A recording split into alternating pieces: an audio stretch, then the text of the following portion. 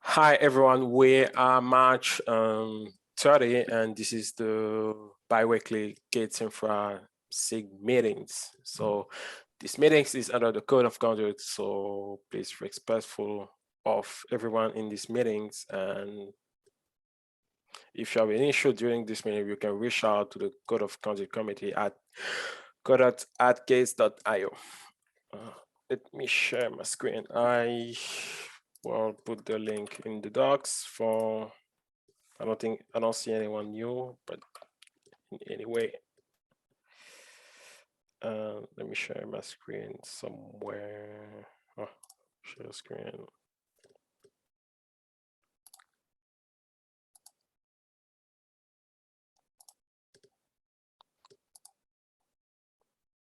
Okay.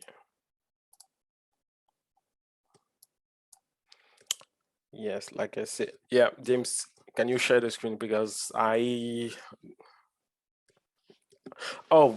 if you, by the way, if you are any new people in this for these meetings, please let's Arnav, introduce yourself. Yep.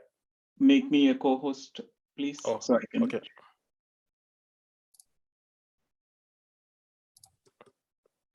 Done. Welcome to Andrew and Zach. Hey, thanks for the welcome. Do we want to do a billing review before we start? Like, yes.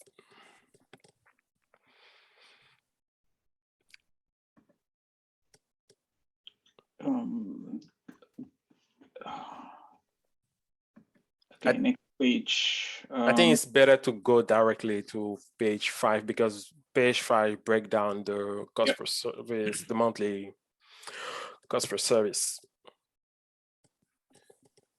Do we have a good way to like quickly compare and see like what's the which things increased? Page 6. Yep.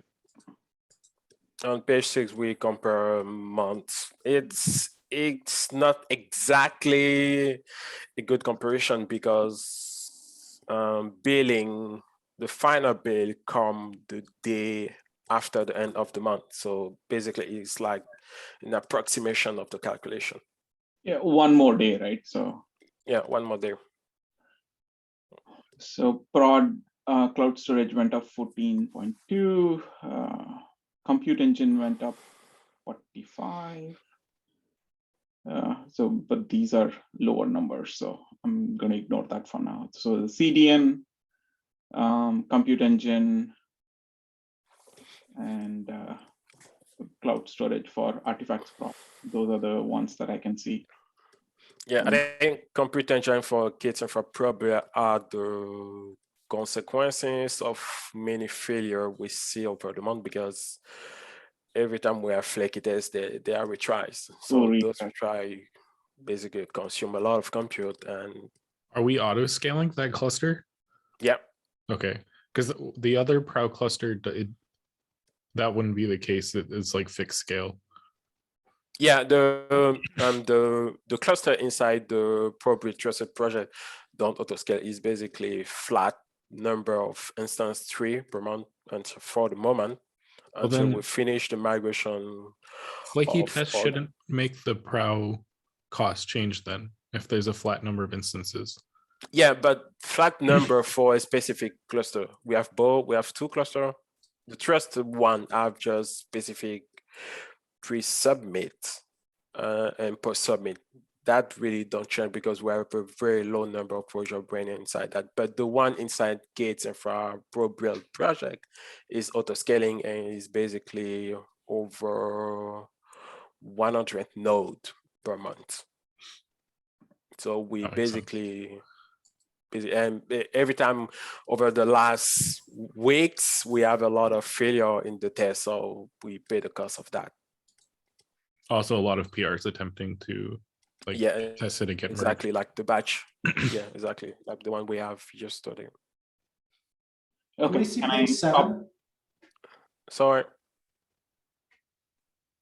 I think Jay was asking Oh, I something? was just, yeah, I was just gonna say, page 7 is the storage breakdown, right? Yes, yes. But,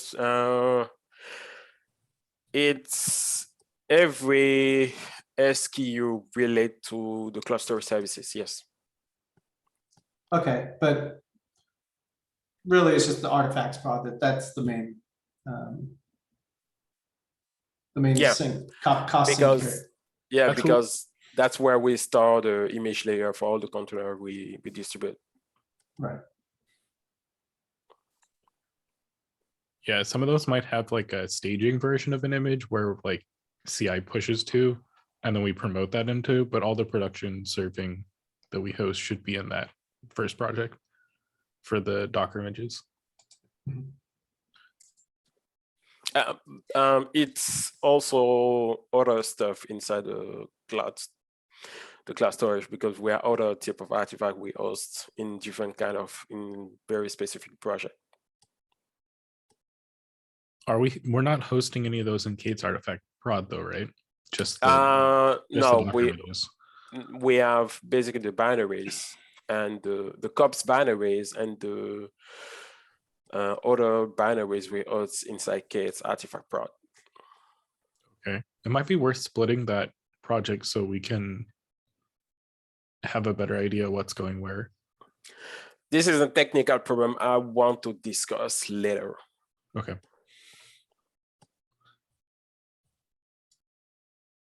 Can I close this now? I'm fine with that. Okay.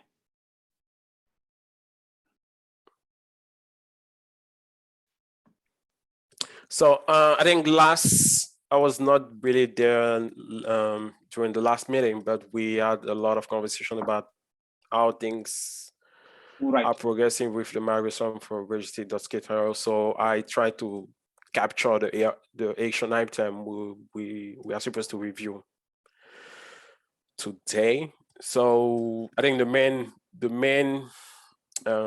point of conversation today will be how we want to set up the Amazon infrastructure to support distribution from registry.k8s.io. And I have some news on that, Arnold.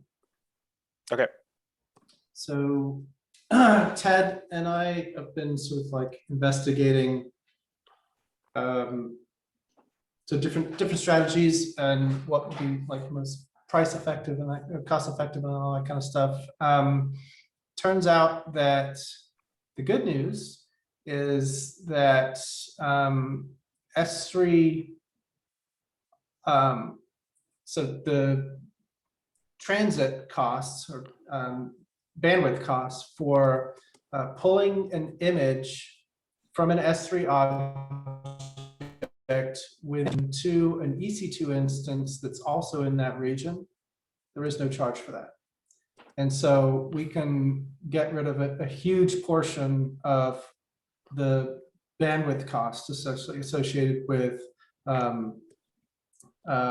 egress traffic from GCR out, and we're not going to be paying bandwidth costs for the really popular container images served from an S3 object within each region. So when we looked at like CloudFront and CDN and stuff like that, it's going to give us any sort of like reduction in costs for the fairly simple regional based routing that we want to do.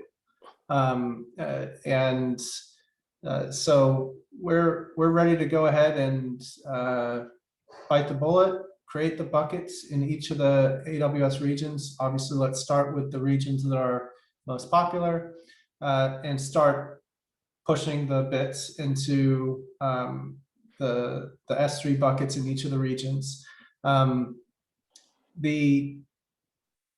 It looks like, based on some numbers that I think Ben and others pulled, maybe 1.5 terabytes roughly of object storage space per region.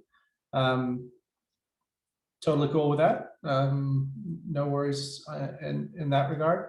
And again, the real worry that we had was around the bandwidth costs of pulling all that all that container image stuff, not the storage costs associated with S3. And it turns out that the bandwidth intra-region is not a cost. So it does make sense then to redirect to detect regions in the OCI proxy and route clients based on the region. Okay. Yep. So then the other consideration is another thing we hadn't moved forward on yet. When we promote images in the image promoter, we'll want to copy to all of the regions. Correct. Okay. And if the whole CloudFront thing, we could, instead of saying go to this particular AWS region, we could just say give you a CloudFront single global DNS name if you know that it's coming from an AWS customer, right? Like basically by the ASN or whatever. But then CloudFront would be, we'd have to essentially interface with CloudFront from image promoter, and CloudFront would do the replication, of the various S3 objects to all of the different AWS regions. Is that cost effective enough for us? Associated with that. Okay, yeah. We didn't think so. So we were of the impression that we should just do it via the image promoter, a driver inside of image promoter that would coordinate the replication of the container images as S3 objects to each bucket within each AWS region. Right. Okay, that's kind of what I suspected, was that probably as long as it's viable for us to detect ourselves with the data, that like this would be cheaper. But I think it's going to be the sort of 80-20, 90-10 rule, right? We're gonna be able to get the vast majority of source client IPs, based on region, and there's going to be some stragglers that will continue to go the GCR egress route to an AWS region, but I think we're going to be able to take the vast majority of traffic. So we should be happy with that. Thanks. The other thing, we should get an IAM role created under the CNCF AWS organization, IAM organization, that is specific for publication. So it will have the only, it will be the only thing that will have write permissions to these S3 buckets. Right. Okay. We can have, and Caleb, about getting that IAM role created under the CNCF AWS IAM station. Artifact writer, and it's the only thing that has any permissions at all to write to any of these buckets. I think Arnaud's had a hand up, question mark. Yes. Oh, yes. So you say something about basically be able to ask to the image promoter to do the copy to all the region, which means basically we need to copy to over 29 region. Are we because that's going to be a lot. If you wanted to do all of them, but again, I would take the sort of 80-20, 90-10 rule.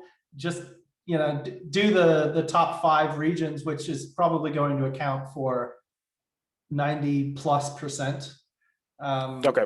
And if we want to do the remaining 10s, if we see that there's significant cost reductions that we can take from doing that, then do it later on. But just doing US East 1, US West 2, AP South 1, I think probably would be like 90% of the traffic. Yeah, So, we should basically have a list anyway, of. we'll take a look at the traffic numbers and then just decide, hey, these are the top 5. We'll get started on those 5 because that'll be the biggest chunk of cost reduction.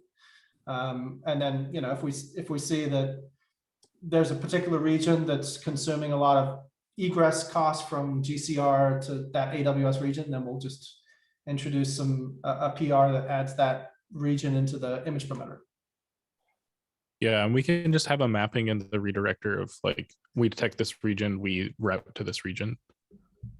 Yeah, but like, I think for some of these regions, the cost of 1.5x, you know, terabytes of S3 storage might be actually more than the total amount of reads that we get, you know, from GCR out of GCR and into that particular region, which is why I'm thinking let's just lock the really popular and common regions first, right? Jay, there's one more possibility, right? Like if we know it's from AWS and it is in a region that we haven't copied stuff to, we'll just redirect to one of the buckets that we know, and you can incur the network cost then instead of the storage cost. Yeah. Okay. So yeah, that's also completely okay. So I think that seems like a better option. I think we can detect all regions Yeah. and just maintain a mapping of, for this region, we direct to this region, and some of those will be 1-to-1 and some of them will be just the nearest region. Yeah, nearest region. Got it. Yeah. Yep. So one question I had for you. Good idea. It was you were talking about the CloudFront, and you were talking about using the CloudFront for the image promoter. Did I hear that well, right? Obviously, it would only work for the AWS regions, right? So, I mean, we still need to have the image promoter stuff inside, you know, for GCP regions and whatever you're replicating to the different, you know, region. We just, instead of having the AWS region information inside the Cloud Run registry.case.io redirector, instead of having that information there, it would just be to CloudFront, right? And then CloudFront would redirect it to an S3 object that was within the region that. Correct. So I want to differentiate into 2 parts. The part that you're talking about right now was the serving part, where you know, there is an EC2 instance that wants to pull images, and it hits registry. It goes back to CloudFront, and then it gets served from S3 there. But the other part, which we are calling the image promoter, is when we create a new image, we push to different places, and I think there we should just promote it to the promoter should copy it directly to the S3 bucket, right? There is no CloudFront involved there. Correct. Yeah. We could do something where we just push to CloudFront and then CloudFront replicates directly to S3 bucket is fine. You know, whatever number of regions, but it's going to be a fairly significant cost associated with that. Great. Right now we have like some special process doing something like this. And GC, it's kind of somewhere between these. Like the case.gcr.io basically does the redirector thing where it detects the region and it maps to one of a couple like most popular locations. But we also have this thing where the image promoter isn't aware, I think, of promoting to multiple regions. There's like some background process in Google that copies between them or something. But I think we should be fine to just push in buckets. I think the only thing that's going to come up is just someone's going to ask like, well, what if one of the buckets doesn't work or something? But I think the odds across the buckets are going to be about the same as any one of the buckets. But the promoter already copies to buckets and different to the target registries. But since all of the S3 code would be new anyway, we can do it any way we want. Yeah, right. I think we should be fine to handle the region stuff ourselves. Caleb has a hand up for a little bit now.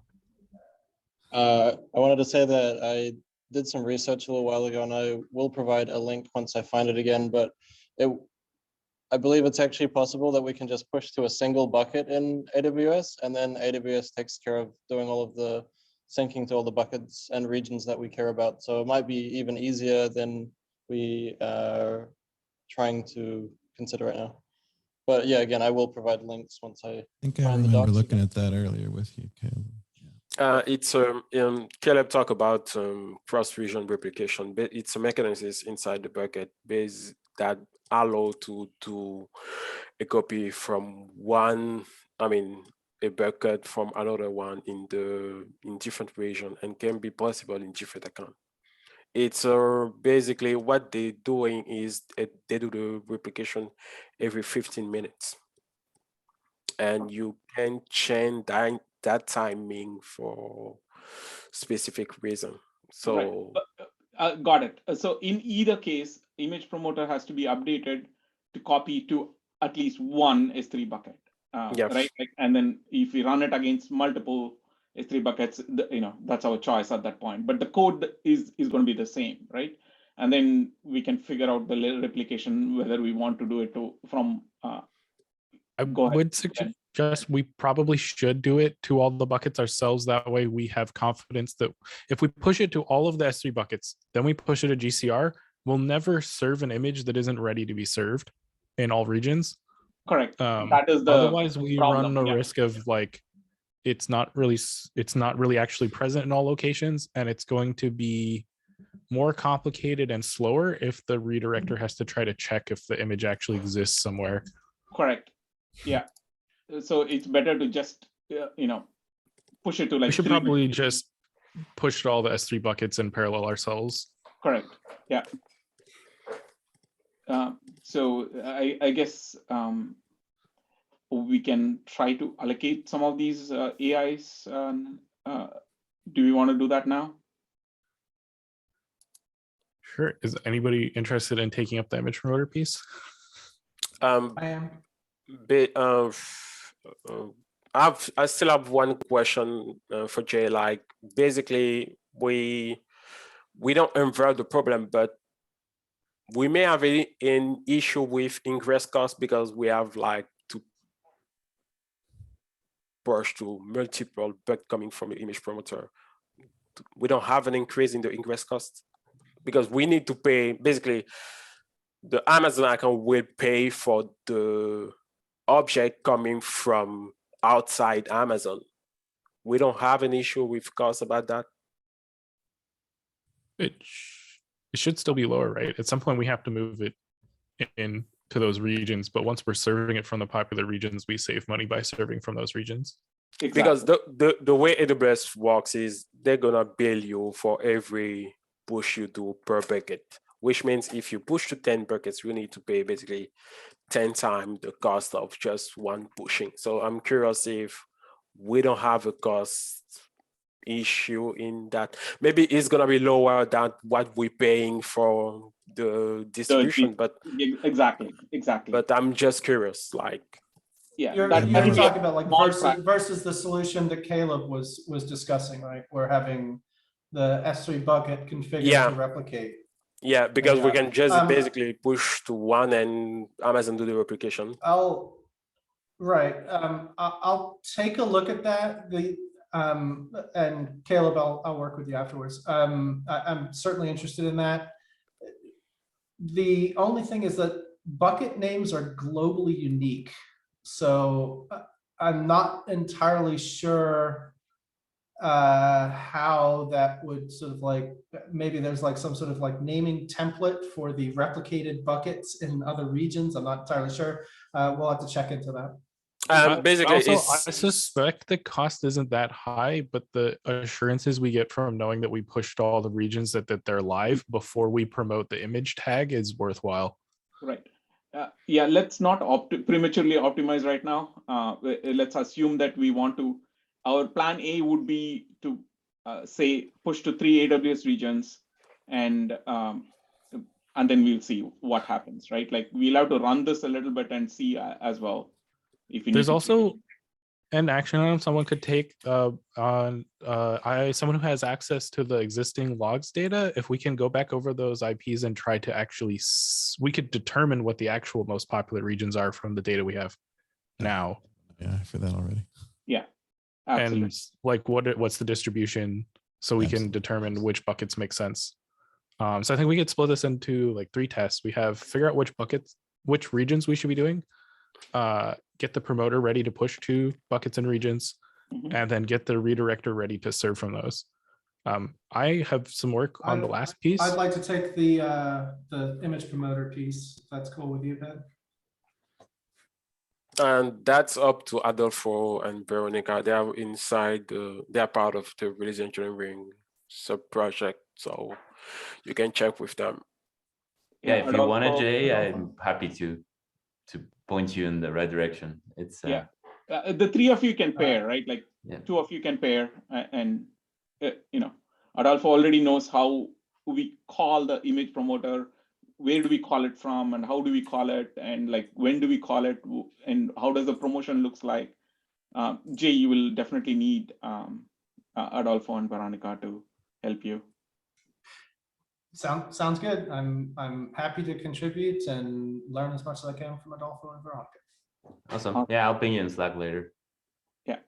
Thank you. Cheers. So let's start from the beginning. So the first thing is, in my head was OCI proxy has to be updated to figure out the AWS regions. Okay, Ben, that's you. Yeah, I've got that. Okay, Yeah. and you're I gonna need use to that. clean up and rework a bit, but yeah, I pretty much have that. Okay. So, and the second, so I guess even before that would be the IAM role. I think that is for you, Arno. Or was it Caleb? Or DP? Basically for which account I'm supposed to use, because the one I have access was supposed to be gone. I don't know if we can use that for the moment, or EP, do we want to create a new account? I do not want to create a new account. I talked with Jay and crew, and we renamed the org style above this account so that it'll work long term. Okay, so this is already done. The role. Adolfo? Adolfo? Yeah, so we were chatting on the release engineering meeting about maybe handling this through workload identity. I've never done workload identity impersonation from the Amazon side, because I haven't done a lot of Amazon things in my life. I've done it, for example, giving GitHub identities permissions to act as GCP service accounts. I'm not sure if that can be done with the Amazon identities. And if we can do that, it would be all the better, because I would feel safer not having the credentials somewhere. Okay, so you're talking about the image promoter needing credentials to push to the S3 bucket. Got it. Okay, yeah, we are a little bit behind, like, hang on. So let's do the IAM roles first. So which is between Arno and VP, right?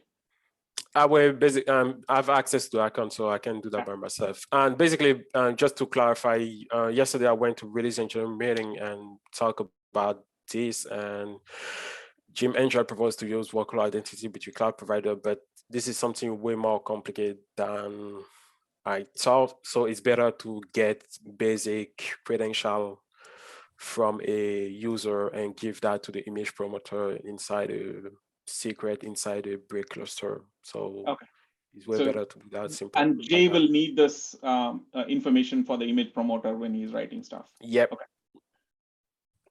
Okay. So we talked about the OCI proxy getting updated. That is Ben, and then who's going to create the buckets in the region? First, we have to identify. I think we need to region. figure out the buckets. Yeah, and then creating the buckets would be between you and Arno. I did one. I already created a bucket and already did the copy of the layers for inside US West 2. So I just need to have the role attached to that, and extend to other region if you want. So here we are talking about copying existing stuff from GCP into the AWS buckets. Yeah, it's already done. That part is done, and I just need to add a. Basically, okay. Let me clarify. I use a Equinix machine to do that because it's too much for my machine. So I use an Equinix machine to do the copy from GCS to an S3 bucket and serving that publicly. Do you have the all 1.5 terabyte data? Every 2 hours. Every 2 hours. Okay, got it. Yeah. Okay. Can you share that bucket like location somewhere so we can use this for development? Yeah, I just need to basically create the role for that, give the credential to Jay, and Jay will use that to do whatever you want to do, and give you the endpoint for that bucket, so you can basically add that in the sandbox registry. Okay, then what else am I missing in terms of action items? So there's some action items that aren't specific from this discussion, but I think need to happen as part of moving forward. We have some existing issues open that we're making some progress on around making sure that we have continuous development for the sandbox instance, so that we can like make sure end to end that when we implement changes, like actually serving from AWS, that this is going to work before we even look at promoting up. Yeah, hang on to that thought, Ben. Yeah. Let's we have a couple of things moving on that. Let's just wrap up. Okay, from GCS buckets to AWS, getting things there and setting up the OCI proxy, making sure the OCI proxy can point to CloudFront. So who's going to do the CloudFront work? I'm sorry. I don't think we're using CloudFront. We No CloudFront too expensive. No CloudFront, right? Yep. Yeah. So we are directly. So the OCI proxy will directly point to the. Will find out which AWS region and point to the S3 bucket in the specific region. And if it cannot, it'll just point to one of the AWS regions and incur the network cost. Correct? Yeah. Okay. So, but then in parallel that we need to figure out which regions we want to host things on and implement hosting to those regions. Right. So that is, that's Hippie and Rian can help there, right? So the only development that we are trying to, two pieces of development that we need to do. One is the OCI proxy enhancement. The other one is the image promoter enhancement, right? Mm-hmm. Okay. And then before we roll that out, we'll want to know which buckets. Correct. Yeah. And we'll also we'll want to only roll it out to the sandbox instance. And leave the prod one frozen with just plain redirecting. Yes, I agree with you on that. Yeah. For now. Yes. Okay, Adolfo. So I have one question. Maybe this has been answered previously, but we are talking about maybe taking a look at the traffic and maybe shifting to other buckets, maybe. So my question is around backfilling those buckets. Are we doing a backfill of the bucket? We are going to do a bulk copy. We are going to do a bulk copy right at the beginning, and then the image promoter will copy things, as needed. Just the delta, and then if we need to add a new bucket, that would have to trigger something manually, right? Yeah, we can do some stuff in the back, copying from one AWS region to another one if the network costs are getting higher. And then we'll add a configuration option to push to one more bucket. And then at the back, plan B also we were talking about where Caleb has a replication thing, so that can happen in the background, I guess, as a plan B. Okay. Okay. Thank you. Okay. Anything else I missed? Going once, going twice. Then now let's move to the making sure that when 125 opens up, we spray registry.k8s.io everywhere, right? Like so that when we actually make the transition, things are going to be pointing to the right buckets. Yes? Yes. Yeah. I think we're prepared for that pretty much. So who wants to write that up? And yes, Hippie, I'm thinking the same. Focused on right now getting the tooling together so that we can clearly define where to find all these jobs. Because for someone who hasn't dealt with all the projects, One of the toolings that we've worked on is going ahead and pulling down all the latest successful jobs globally using a BQ command, and then going through and finding all the GCS buckets that are related to those latest successful jobs and bringing them down so that we can go through and look at the logs in the right way. So we'll have this really automated way for us to be really clear as to what constitutes kind, what constitutes kubearray, minikube, cluster and kops jobs, to check the status. Are we there yet? Ben, I see you. So once we hit 125 though, we're talking about like permanently hard switching over. Yeah, making like the just this is where the image is now. This is where you pull it in the source code that's going to apply to everything. Got you. So this is I misspoke. Or we skipped the go update our sub projects with the URL for our CI jobs. That's what I was focused on because there's a ticket 22. Yeah. That aren't. So I think we've gotten some SOAK coverage now. And we feel pretty good about that. So the next step is making this the production domain for things, and we don't need to do that in CI config. We just go straight to the source, the default. We separately, one of the items I have open, we need to get some jobs up, some cheap, quick things like maybe just parallel conformance that are running on a couple of these things using the sandbox domain, so we can have confidence that the redirector that handles AWS serving is production enough before we can flip it over while we continue development. But the registry.k8s.io, we are halting development on what is hosted there. It is just a plain redirect, and we are gonna hard roll it out once we're into the next release cycle. Correct. Yeah. We already know how to do that, right? Like we've been doing this for like 2-3 weeks now, and a lot of jobs are pointing to the new redirector. So instead of that, we'll change it to the sandbox so that we can try some stuff in the sandbox, and we can copy some configs over and duplicate the jobs and add the environment variables and whatnot to point to the clear. sandbox. When we're talking about parallel conformance and added some jobs to point to the sandbox. Yes. Okay. Yeah, because we need to have some jobs ourselves and a dashboard with alerting that tell us, is the version of the redirector in the sandbox, like, is it working? Is it behaving well? So we want some very reliable but end-to-end Kubernetes clusters actually pulling images the way a real cluster would, but from the sandbox instance, so that as we get all these things implemented that we were talking about, we can make sure they really work. Right. But then separately, what we were doing before with going around and moving some CI jobs to use this, we're just going to make it the default everywhere to use the plain redirect at the non-sandbox domain. Yeah, Ben, the only other thing that I would say here is like, let's not jump the gun on creating these parallel jobs. Let's get the registry sandbox working with AWS buckets, and then we'll create the conformance jobs. Parallel conformance jobs. I would say it works today, and if we won't know if the code breaks things because we don't have end-to-end testing. I don't want to incur the cost right now of running more jobs, right? You know, the cost of one parallel conformance job is pretty negligible compared to our CI. If it's just one job, that's fine.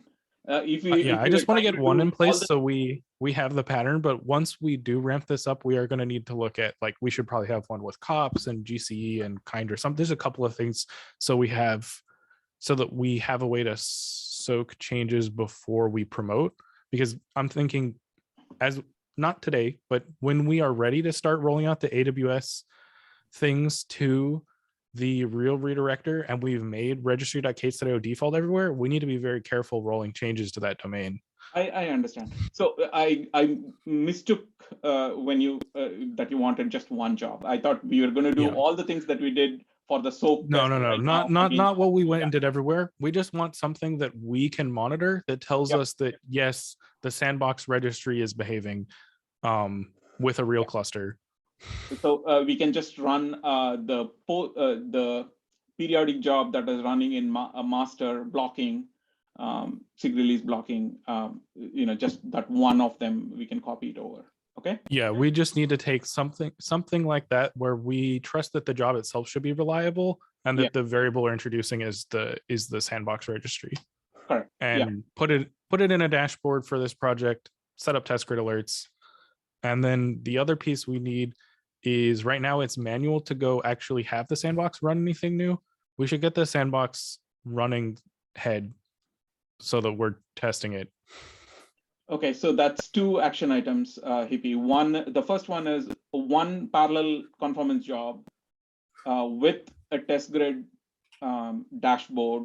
So, and then the second one is when we make a change, when we land a change in the repository, it builds the image and promotes it automatically to registry.sandbox.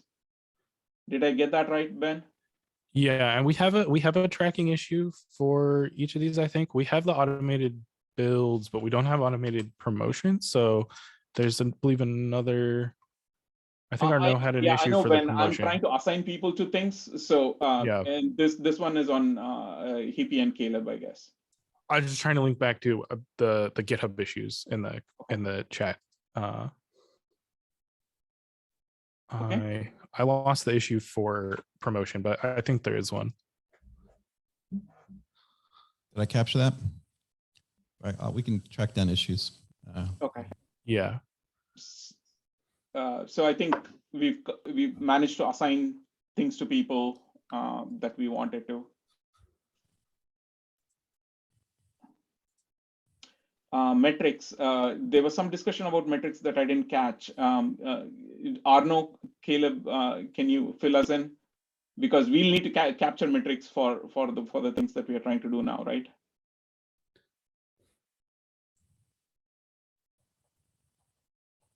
Can you extrapolate on that? Soft mute Anna.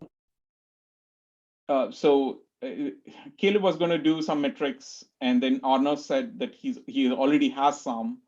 I caught the tail end of that conversation, but I don't remember the whole conversation. So basically, Cloud Run provide basic metrics directly coming from the proxy. And what Caleb trying to do is do instrumentation using Prometheus, which is incompatible with Cloud Run.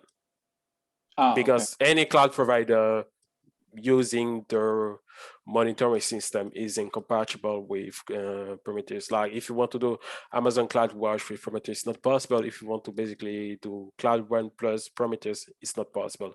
So Cloud Run provide those metrics already. Some basic metric like latency request per second.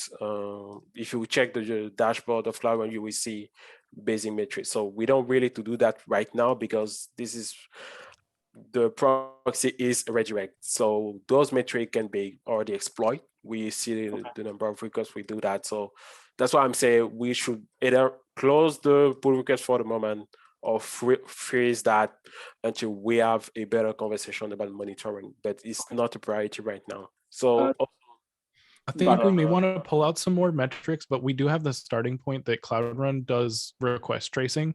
Yeah. So the data is collected, I think, but whatever dashboards we have are just the like out of the box ones. There's probably some way for us to take the tracing data and perform like further analysis on it if we want. But that's going to look different than what we had going on in the pull requests and so on. Okay, so everything related. No more tracing right now, right? Like so no, hold on to that. We shouldn't need to. The tracing that comes out of the request tracing out of the box is pretty extensive because it's intercepting before it reaches your handler. Like Cloud Run handles the HTTPS. We just receive an HTTP request on the incoming request. They are tracing a bunch of stuff. You can attach additional data if you need to. But I think the stuff we need to know is things like what's the request path and how long did it take, and that stuff is standard. Okay, got it. On the AWS side, since we are just starting this stuff off, is there anything else we need to capture there in terms of metrics, Jay? On the S3 buckets, are there things that we need to switch on? That's a good. It's a good question. I'm assuming we can enable some sort of CloudWatch metrics on the buckets. I can answer to that. Yes, go ahead. Basically, they are built-in metric from S3 buckets. Not everyone, but there are built-in metrics we can basically exploit. The real issue is how we share that between two GCP. So that's a cost inside. It's a hidden cost inside Amazon. So I don't think we really need to do that for the moment, but we have built-in metrics inside S3. Okay. And if we were using CloudOne, we can really get advanced metric about network egress. Okay. Yeah, Anything you can that also export CloudWatch in Prometheus format, by the way. So, Yep. again, the thing we are trying to do here is like make sure that we don't land up in trouble like we did with the GCP, and keep the cost low even for Amazon on their side. Yeah. It's two different conversations, because if you want to identify the costs related to network egress for the bucket, we can directly use what they call the cost explorer, and we can monitor that, because the CloudWatch will not tell you what you're paying for. You just tell you in the traffic. Okay, so if we need to set up some reports there or no, that will be a separate action item. Yeah. So Okay. reporting inside Amazon is a different conversation. Yes, again, we should start early, and we should start capturing these things so we don't run into trouble like we started to do for GCP. Okay. Okay, taking a breather. Is that it? What did we miss so far? Rian, did you get a hang of all the pieces we are talking about? Because these things need to go into your project dashboard. Yes, we will review all the AIs afterward, make sure that we have issues for everyone. Okay. I'll also go through this video call with Rian later and try to provide some level of what we've had before. We had somebody technical, and then the things that the board is fully captured, and we'll communicate with everybody as that rolls forward. Okay, and Yes. any question, just make sure we do asynchronously on the Slack, and like start a thread, and let's wrap it up and not leave people hanging. Okay. Absolutely. Okay. We have 6 minutes more. Is there anything else important? I could maybe introduce us to the board. I believe some people already saw it, but if you go first.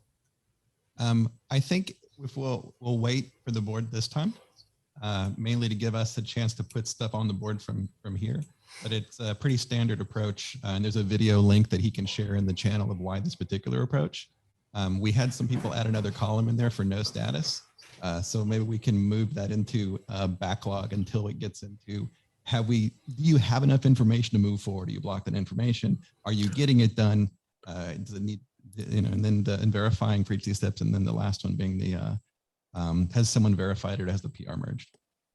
The no status is me adding the issue in the board. So I will drive those issue into backlog, depending on the information I have. Awesome. One thing that when we're trying to research to create our tickets, one thing we did with API Snoop and the conformance program was to be able to have a nice database to see all the information. And when we're working on a DB tool called Infra Snoop that runs inside of a cluster that allows us to pull in all of the logs and everything to query. So I'm going to try to make sure we have this thing to find, like, our tickets will be really, really clear and be really fast to create really precise tickets with links to documentation, so that by the time you go through the breakdown phase, nearly anybody could do it, even if they have zero experience working within the K8s. So we have this history of when somebody wants to come along, how do you do this? Every issue has every step necessary to do it, so that in every ticket becomes new. By the time they get to writing a PR, it's all, what's the thing for newbies? Yep. And so give me some grace as I work through creating the process to get those issues into a place where it's inclusive for a larger percentage of our community. Awesome, sounds good. So we all know who we need to buddy up with for different things. So if there's any confusion, just ask on Slack, okay? Yes, Ben. We still had an open discussion topic from Eddie. Eddie, go. This is a quick one. Brian on my team created a benchmark suite for kube control that outputs memory usage, all that jazz. Pretty rad. We want to start saving this over time. Any preference on where we put this? Do we create a bucket? I don't want it to get lost with proud jobs being cleaned up. No, you will need a new bucket that is that where we don't clear the data that is there. We have precedent for that already. Arno can point you. Okay. Cool. There's also a couple of like perf dashboards floating around the project for like Yeah. scalability and Node, I think. You might look into those and talk to those folks. And scalability basically runs side, it's in memory, if I remember correctly. They don't really store those information over a long period of time. That's highly depend on how you want to do that. Because if you want to basically store that for more than like 3 months, you may need a bucket for that. Yeah, keep it simple, GCS bucket with no expiry and be done. Yep. Okay. Anything else? Anybody wants to slip in? Last 3 minutes. Could I get for our II Explorer? I think we have a, I think it's a project within the Kubernetes account. We're unable to create service accounts, and a lot of our workflows require us to be able to do the work without needing to do the auth login. So I wasn't to probably create a ticket around that, but also be really verbose when someone needs something like asking for a service account. What is the process we want to do? Because often we'll just respond, go find something in the K8s repo. And I'd love to make sure that as I'm asking this, I make sure that when someone else comes along, we've got the path for that. But my need is service accounts for our team, that we can create them inside of our space. So if there's any blockers to that or information that might help in that context before I go try to write an initial ticket, that'd be great. Sorry, you want to a service icon inside K8s Infra? It's like the II sandbox. Again, I'm trying to get the vocabulary in my head strong enough, but do you want a service account or a project? Because it's two different things. I have a project, and that's where we're working. And I need a service account so that we can automate and run things like jobs and stuff within that. The service account is per project, so you don't need to request one.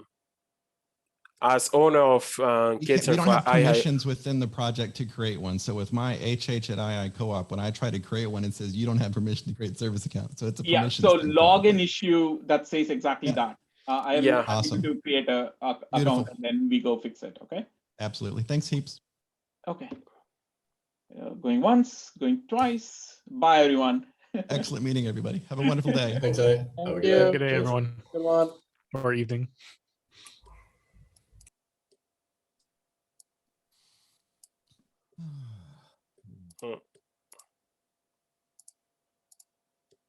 Why I can't do They that? are not. Oh, thank you.